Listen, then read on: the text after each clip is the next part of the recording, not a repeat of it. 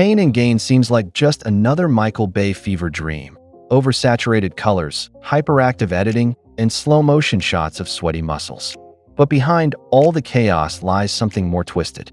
This isn't just a true crime comedy. It's a satirical takedown of the modern American dream.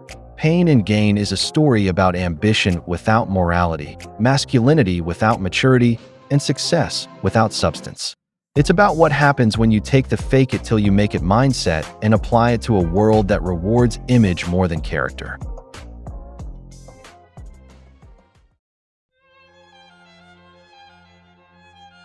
Pain and Gain is about a man named Daniel Lugo who gets a job at a gym and wants to become rich and successful. He teams up with two other men and makes a plan to steal money and property from a wealthy gym member. At first, things go their way, but their greed and bad choices lead to a series of problems. What started as a simple plan turns into a dangerous and messy situation. Unfortunately, this story is based on real events. It shows us how far some people will go to get the life they dream of. Daniel Lugo doesn't just want to be rich. He's convinced that he deserves more. I mean in life, man. Where you are in life. I mean, look at us, man. Like Superman. Come on! Don't you think we deserve better? That's the dangerous logic at the core of Pain and Gain.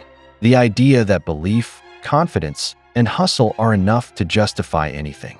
What makes it so unsettling is that Lugo's logic mirrors a lot of real motivational rhetoric. You work hard, you do what you're told, and what does life serve you? A shame sandwich with a side order of shit.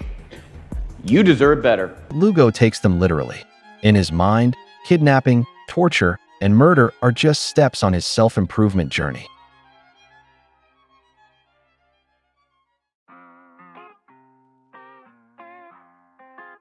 Pain and Gain is weird because it's both funny and disturbing at the same time.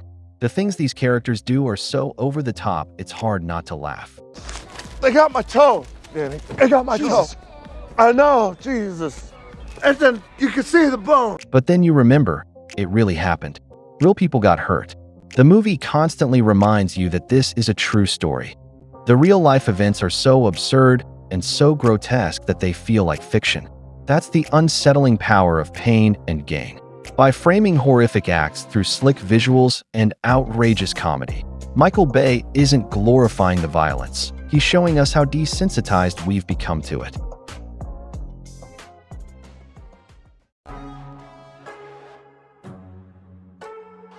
Michael Bay is known for explosive action, not nuanced storytelling.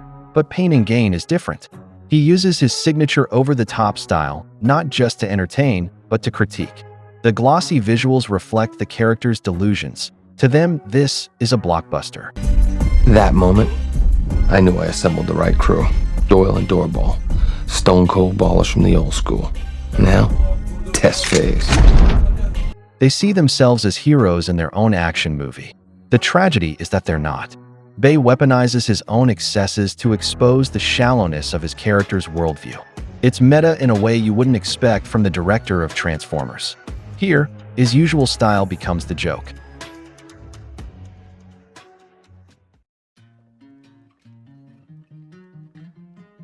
Muscles are currency in Pain and Gain. They're how these men try to gain control, power, and self-worth. But behind every flex, there's an insecurity. These are men terrified of being average and ignored. So they bulk up, speak in mantras, and force the world to notice them. I have no sympathy for people who squander their gifts. It's sickening. It's worse than sickening. It's unpatriotic.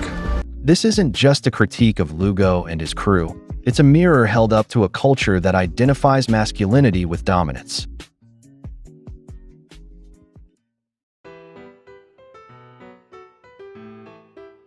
Does Pain and Gain go too far? Is it tasteless to tell a true story like this in such an outrageous tone? That's part of the tension. Bay blurs the line between critique and celebration, between comedy and cruelty. The film doesn't just ask what happened. It asks, why did we let it happen?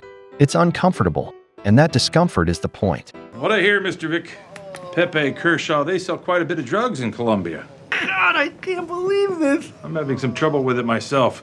You say you were bound, abused, and roughed up by a group of bodybuilders. Was this a sex thing? These men are not criminal masterminds. They're delusional, self-absorbed gym rats driven by the American dream on steroids. The film is chaotic, morally murky, and often offensive. This mirrors the real story's twisted blend of idiocy and horror, and forces us to sit with the implications, not just of the crime, but of the culture that allowed it.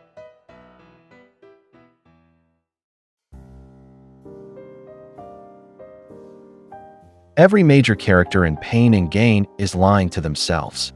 They believe they're winners, even as their lives fall apart. Lugo believes he's a self-made man. Paul believes he's redeemed, and Adrian thinks he's still in control.